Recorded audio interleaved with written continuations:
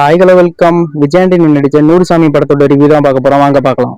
படத்தோட ஸ்டார்டிங்ல ஒரு கிராமத்தை காட்டுறாங்க. அந்த கிராமத்துல தான் நம்ம ஹீரோயின் சுவாதிகா இருக்காங்க. உங்களுக்கு கல்யாணம் ஆன கொஞ்சம் வருஷத்துலயே உங்களோட ஹஸ்பண்ட் இறந்துடுறாரு. இவங்களுக்கு 2 பையன் இருக்கான். ஊருக்குள்ள இருக்க ஆம்பளைகளுக்கு ஏதாவது சீண்டல் பண்ணாலுமே எதையுமே பொருட்படுத்தாம சின்ன வயசுல இருந்தே இவங்க 2 பேரையும் நல்லா படிக்க வைக்கிறாங்க. ஊருக்குன்னு ஒரு நாட்டம் இருப்பார்ல, அவர் இந்த பையனை கூப்பிட்டு கேட்கிறாரு, உங்க அம்மா ஏன் தனியாவே இருக்காங்க, இன்னொரு கல்யாணம் பண்ணி வைக்கலாம் அப்படி சொல்லி கேட்குறாங்க. இந்த பையன் அதுக்கு கோவப்பட்டு ரொம்ப திட்டிடுறான்.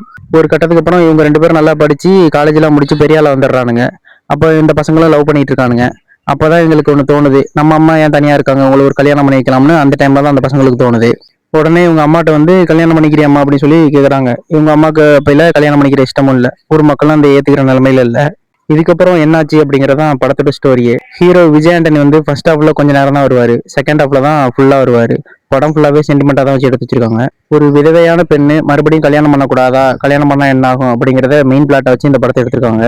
படத்துல ஹீரோயின் சுவாதிகாவோட நடிப்பு அருமையா இருக்கும். இவங்களுக்காக படத்தை போய் கண்டிப்பா தியேட்டர்ல பார்க்கலாம். மறக்காம சப்ஸ்கிரைப் பண்ணிருங்க. Tata bye bye, see you.